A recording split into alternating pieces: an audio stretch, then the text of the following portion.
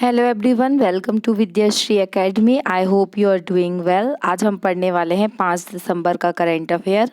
हम अपने current affair की शुरुआत डेली के थॉट से करते हैं। आज का थॉट है, हौसलों के तरकश में कोशिशों का वह तीर जिंदा रखो। हार जाओ चाहे जिंदगी में सब कुछ, लेकिन जीतने की उम्मीद जिंदा रखो। बहुत सारे हमारे जीवन में ऐसा मोड़ आता है कि कभी कभी हमें लगता है कि अब कुछ नहीं हो पाएगा, लेकिन हमें हर बार उन चुनौतियों का सामना करके आगे बढ़ना है। तो चलिए इसी कोशिश के साथ पढ़ते हैं और आगे बढ़ते हैं। आज 5 दिसंबर है। 5 दिसंबर को एक बहुत ही महत्वपूर्ण दिन रहता है, वो रहता है विश्व मृदा दिवस। तो जो आज का पहला न्यूज़ है, पहला करंट अफेयर का न्यूज़ है, वो है 5 दिसंबर 2022 को नई दिल्ली में आयोजित होने वाला पहला स्मार्ट न्यूट्रिटिव फूड कॉन्क्लेव के मुख्य अतिथि कौन होंगे। तो ये क्या है, स्मार्ट न्यूट्रिटिव फूड कॉन्क्लेव है, जिसमें न्यूट्रिटिव वैल्यू से रिलेटेड कॉन्क्लेव का आयोजन किया जा रहा है, जिसमें जो मुख्य अतिथि होंगे वो होंगे पीयूष गोयल जी। पीयूष गोयल जी के पास कौन सा मंत्रालय है, तो वाणिज्यिक और औद्योगिक मंत्रालय के जो मिनिस्टर हैं वो कौन है, पीयूष गोयल हैं। अब आपसे इस क्वेश्चन से रिलेटेड स्टैटिक फैक्ट भी पूछा जा सकता है, जिसमें 2023 को गवर्नमेंट ऑफ इंडिया ने कौन सा वर्ष घोषित किया है, तो बाजरा वर्ष या मोटे अनाज का वर्ष घोषित किया है। इसको भी आपको याद रखना है। फिर इस फूड कॉन्क्लेव फेस्टिवल का आयोजन कहाँ पर किया जा रहा है, तो ये हो रहा है दिल्ली में। ये भी आपसे पूछा जा सकता है। और बाजरे के प्रोडक्शन में इंडिया में कौन सा स्टेट फर्स्ट है, तो वो है राजस्थान। बाजरे के प्रोडक्शन में किसका राज चल रहा है, तो याद रखिएगा राजस्थान। इतने क्वेश्चन इससे रिलेटेड स्टैटिक फैक्ट में पूछे जा सकते हैं, तो ये आपको याद रखना है। ये कब हो रहा है, नई दिल्ली में हो रहा है 5 दिसंबर से 5 दिसंबर को आयोजित होने वाला है। और कौन सा फेस्टिवल है, स्मार्ट न्यूट्रिटिव फूड कॉन्क्लेव है, जिसके हेड कौन होने वाले हैं, जिसकी चेयर कौन करने वाले हैं, पीयूष गोयल जी, याद रखिएगा। सेकंड क्वेश्चन है, संयुक्त अरब अमीरात, जो संयुक्त अरब अमीरात है यूएई में आयोजित अबू धाबी में एक कॉन्सेप्ट होने वाला है जिसका नाम है अंतरिक्ष बहस।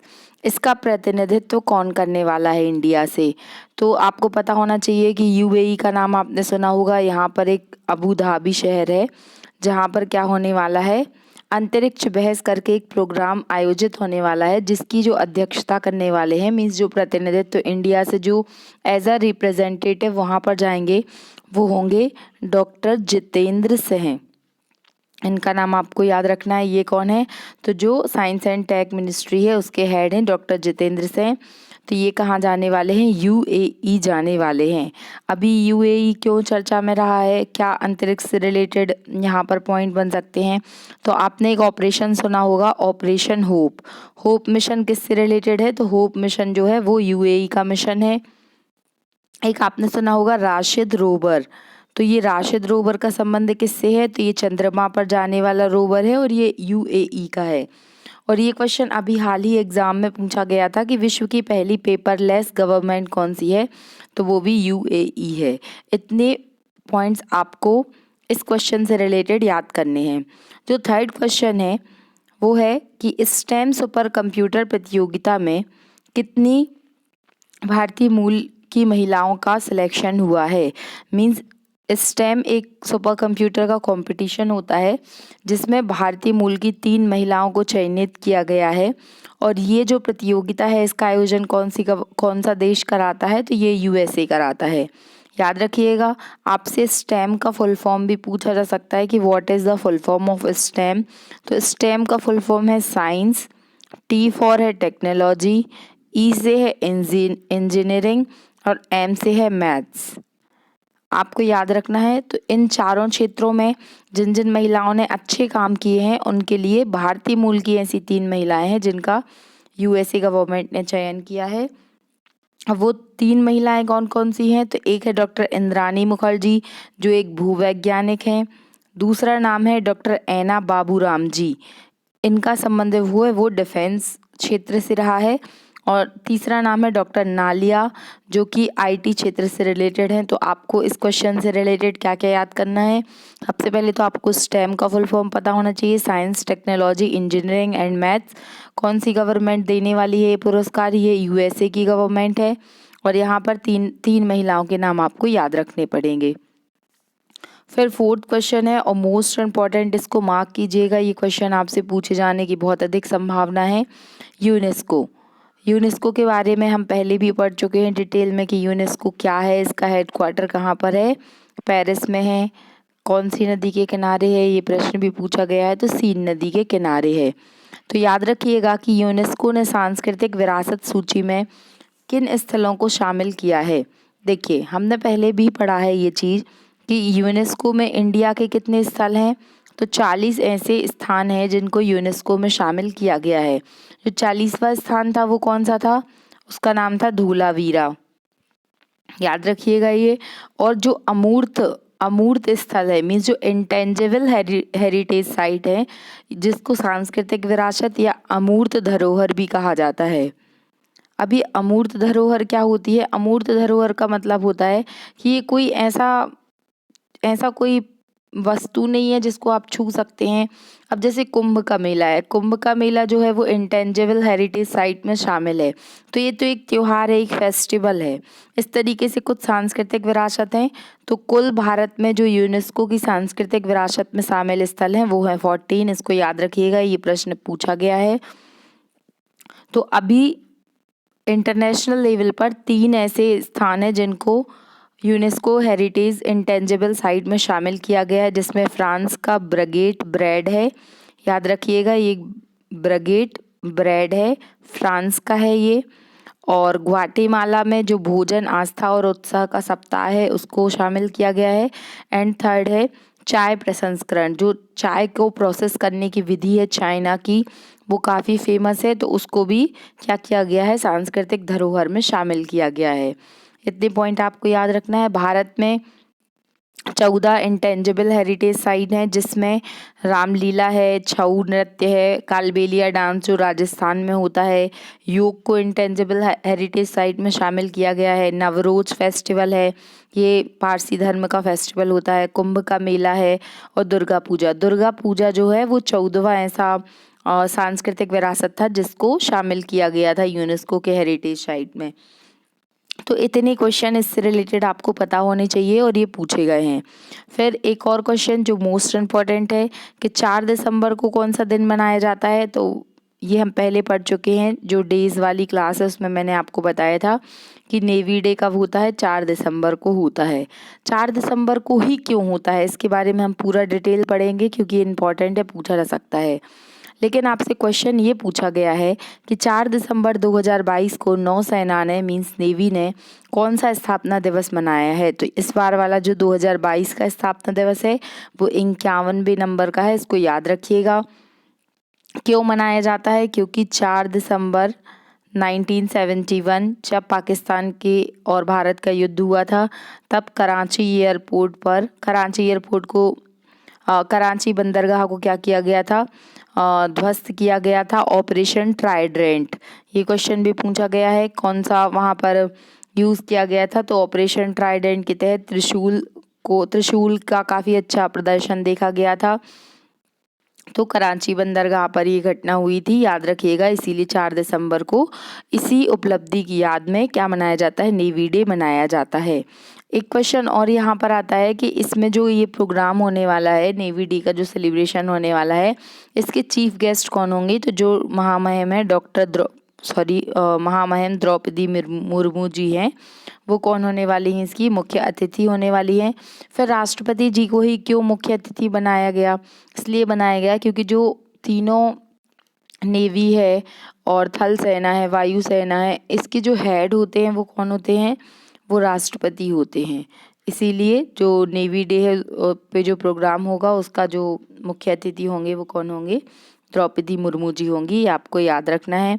फिर 8 अक्टूबर को कौन सा दिवस मनाया जाता है? तो वायु सेना दिवस मनाया जाता है। और 15 जनवरी को थल सेना दिवस मनाया जाता है। इतने पॉइंट आपको याद रखना है। फिर नेक्स्ट क्वेश्चन है दृष्टिबाधित मतलब जिन लोगों को दिखाई नहीं देता या कम दिखाई देता है, तो दृष्टिबाधित T20 क्रिकेट विश्व कप का आयोजन किया जाएगा। मोस्ट इम्पॉर्टेंट क्वेश्चन है ये भी, आज बहुत ही महत्वपूर्ण करंट अफेयर के क्वेश्चन थे। तो दृष्टिबाधित T20 क्रिकेट विश्व कप का आयोजन कहाँ होने वाला है? भारत में होने वाला है। इसलिए महत्वपूर्ण है, जब भी कोई प्रोग्राम भारत में होता है तो उसकी एग्जाम में आने की संभावना बहुत अधिक होती है।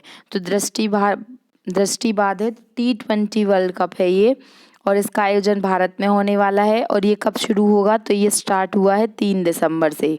अब ये क्वेश्चन भी उठता है आपके दिमाग में कि 3 दिसंबर से ही क्यों शुरू हुआ? क्या 3 दिसंबर को कोई स्पेशल डे है? तो हाँ, जो विश्व दिव्यांग दिवस होता है, दिव्यांग दिवस जो होता है वो कब मनाया जाता है? 3 दिसंबर को मनाया जाता है। इसीलिए इस दृष्टिबाधित T20 वर्ल्ड कप की शुरुआत 3 दिसंबर 2022 से की गई। और इसमें कितने देश भाग ले रहे हैं? तो इसमें 7 देश भाग ले रहे हैं। ये क्वेश्चन भी पूछा जा सकता है आपसे। और इसके ब्रांड एम्बेसडर कौन है? ये क्वेश्चन मुझे लग रहा है कि पूछा ही जाएगा। इसके ब्रांड एम्बेसडर बनाए गए हैं युवराज सिंह को। तो याद रखिएगा कि दृष्टिबाधित T20 वर्ल्ड कप का आयोजन इंडिया में होने वाला है और 3 दिसंबर से शुरू होगा। 3 दिसंबर को कौन सा दिवस मनाया जाता है? विश्व दिव्यांग दिवस मनाया जाता है। तो आपको याद रखना है। फिर वनडे वाला वर्ल्ड कप है जो 2023 में होने वाला है, उसका आयोजन भी भारत में होने वाला है। और अभी जो फीफा वर्ल्ड कप चल रहा है वो कहाँ चल रहा है? कतर, दोहा में। ये भी आपको याद रखना है। फिर नेक्स्ट क्वेश्चन है कि भारत के किस शहर में तटीय सुरक्षा सम्मेलन 2022 का आयोजन किया जा रहा है? तो तटीय सुरक्षा सम्मेलन का आयोजन कहाँ पर किया जा रहा है? चेन्नई में किया जा रहा है। तो आपको याद रखना है। ये क्वेश्चन भी आपसे पूछा जा सकता है। विश्व मृदा दिवस, जो हमने सबसे पहले क्वेश्चन डिस्कस किया था कि विश्व मृदा दिवस कब मनाया जाता है? तो 5 दिसंबर को मनाया जाता है। तो क्वेश्चन है कि विश्व मृदा दिवस की थीम 2022 की क्या है? 2022 की थीम है कि मिट्टी जहाँ से भोजन होता है।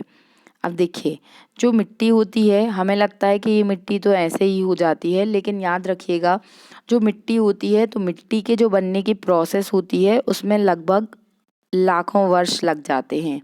और मृदा का अपरदन कितना इजीली हो जाता है ये आप अच्छे से जानते होंगे। तो मृदा अपरदन क्या होता है कि मृदा का धीरे धीरे क्षरण होना, जो जो परत दर परत मृदा बनती जाती है उसका किस तरीके से क्षरण हो रहा है, वही मृदा अपरदन कहलाता है। तो विश्व मृदा दिवस के द्वारा मृदा को संरक्षित करने का प्रयास किया जा रहा है। और मिट्टी जहाँ से भोजन होता है, आप सोच कर देखिए कि यदि दुनिया से सारी मिट्टी गायब हो जाए तो क्या आप वृक्षों को लगा सकते हैं? और जब वृक्ष ही नहीं होंगे, पर्यावरण ही नहीं होगा, तो हमें भोजन की प्राप्ति होना असंभव है। तो हमें बहुत इस चीज़ को सेंसिटिवली सोचना होगा कि मिट्टी का बचाव बहुत अधिक ज़रूरी है। अभी बहुत सारे इसके लिए प्रोग्राम भी चलाए जा रहे हैं, जैसे सॉइल हेल्थ कार्ड स्कीम बनाई गई। ये क्वेश्चन पूछा गया है, एसएससी में भी ये क्वेश्चन आया है कि सॉइल हेल्थ कार्ड स्कीम कब से लॉन्च हुई? याद रखिएगा 19 फरवरी 2015। 5 दिसंबर 2014 से क्या किया गया है? विश्व मृदा दिवस मनाने की शुरुआत की गई है। ये क्वेश्चन भी आपसे पूछा जा सकता है। और एक थाईलैंड के किंग थे राजा भूमिबोल, उनका जो बर्थडे रहता है वो 5 दिसंबर को रहता है। तो ये भी आपसे पूछा जा सकता है कि किसकी याद में विश्व मृदा दिवस मनाया जाता है? तो याद रखिएगा थाईलैंड के जो किंग थे राजा भूमिबोल, उनकी याद में 5 दिसंबर को विश्व मृदा दिवस मनाया जाता है। और क्वेश्चन आपसे वेटलैंड से रिलेटेड क्वेश्चन भी पूछे जा सकते हैं कि भारत में कितनी रामसर साइट हैं? तो वर्तमान में 75 रामसर साइट हैं। सबसे अधिक रामसर साइट कहाँ पर स्थित है? जो तमिलनाडु में स्थित हैं। और आपसे क्या पूछा जा सकता है कि आर्द्र भूमि दिवस, वेटलैंड डे कब मनाया जाता है? तो याद रखिएगा 2 फरवरी को मनाया जाता है। अगर आपको वेटलैंड डे की थीम पता है तो ये आपको कमेंट बॉक्स में लिखकर बताना है। और रामसर किस देश में स्थित है ये भी आपको बताना है। फिर कुछ बहुत ही महत्वपूर्ण दिवस हैं जो आपसे पूछे जा सकते हैं और पूछे गए हैं। यूपी पीसीएस में ये क्वेश्चन आया हुआ था कि 22 मार्च को कौन सा दिवस मनाया जाता है? विश्व जल दिवस मनाया जाता है।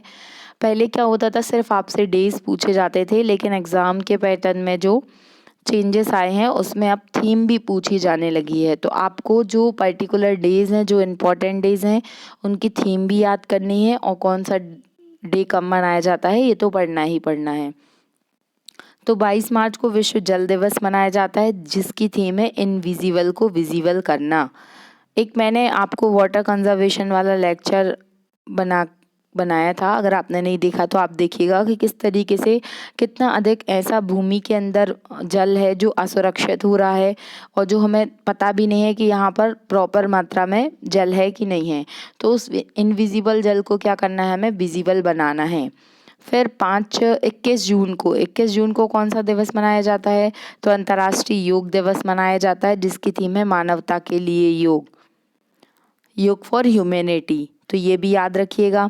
फिर 11 जुलाई को कौन सा दिवस मनाया जाता है, तो विश्व जनसंख्या दिवस मनाया जाता है 11 जुलाई को। और अभी ये क्वेश्चन पूछा गया है कि जो एसएससी के एग्ज़ाम चल रहे हैं उसी में ये क्वेश्चन आया है कि विश्व जनसंख्या दिवस की थीम क्या है। तो विश्व जनसंख्या दिवस की थीम है 8 अरब। अभी जो पॉपुलेशन है वो 8 अरब का आंकड़ा पार कर चुकी है, इसीलिए इसकी थीम रखी गई है 8 अरब। मोस्ट इम्पॉर्टेंट विश्व पर्यावरण दिवस, आप सभी जानते हैं कि 5 जून का दिन विश्व पर्यावरण दिवस के रूप में मनाया जाता है और जिसकी थीम है ओनली वन अर्थ। याद रखिएगा, ओनली वन अर्थ जो है वो क्या है, विश्व पर्यावरण दिवस की थीम है। फिर नेक्स्ट क्वेश्चन है चिपको मूवमेंट। चिपको मूवमेंट का नाम आप सभी ने सुना होगा। ये वृक्षारोपण का बहुत ही महत्वपूर्ण आंदोलन था, जिसमें उत्तराखंड में 1973 में, जो उत्तराखंड का चमोली डिस्ट्रिक्ट है, वहाँ पर क्या हुआ था, चंडी प्रसाद भट्ट और सुंदरलाल बहुगुणा, दो ऐसी व्यक्तित्व थे जिन्होंने क्या किया था कि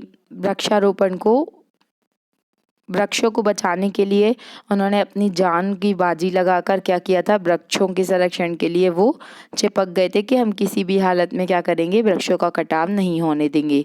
तो चिपको आंदोलन के ऊपर एक बुक लिखी है जिसका नाम है चिपको मूवमेंट आ पीपल्स हिस्ट्री।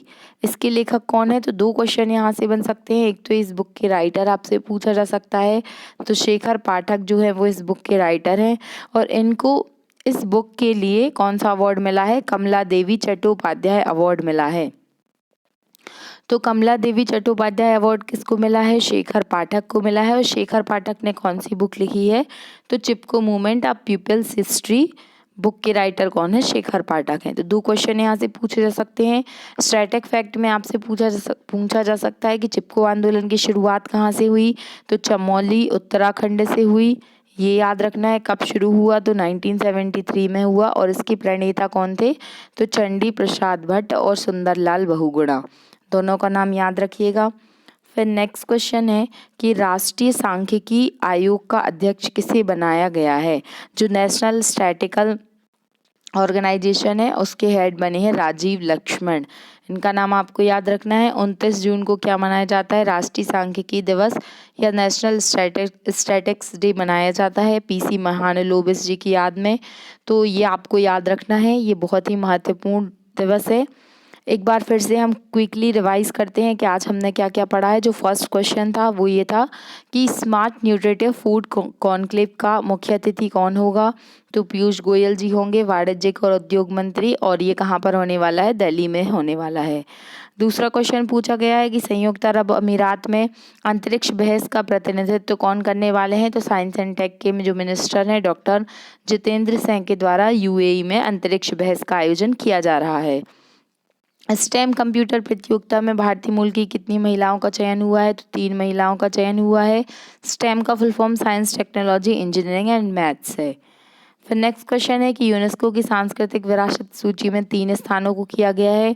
फ्रांस का बगेट ब्रेड, ग्वाटेमाला का भोजन आस्था उत्सव का सप्ताह और चीन की चाय processing.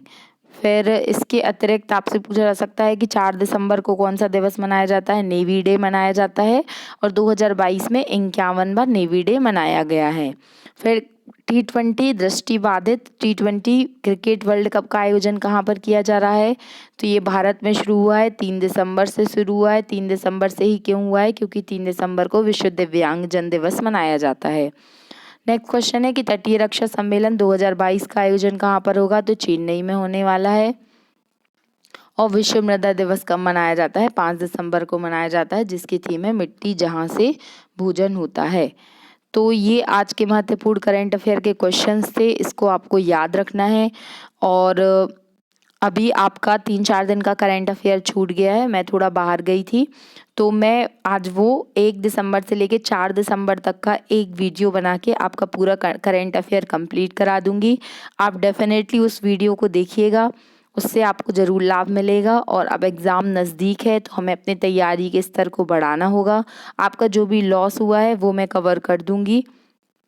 Thank you so much. हाँ, आज का क्वेश्चन ऑफ द डे हम नहीं भूल सकते। आज का प्रश्न है कि यूपीएससी के वर्तमान में चेयरमैन कौन है? यूपीएससी के वर्तमान में अध्यक्ष कौन है? आप सभी को कमेंट बॉक्स में ये लिखकर बताना है कि कौन है यूपीएससी के वर्तमान में chairman. Thank you so much. अगर आपको वीडियो अच्छा लग रहा है, आपको कुछ इससे फ़ायदा मिल रहा है, तो आप प्लीज़ लाइक कीजिए, शेयर कीजिए एंड सब्सक्राइब कीजिए और बेल आइकन को दबाना ना भूलें ताकि आपको नोटिफिकेशन मिल जाए। Thank you so much. खुश रहिए, पढ़ते रहिए। जय हिंद, जय भारत।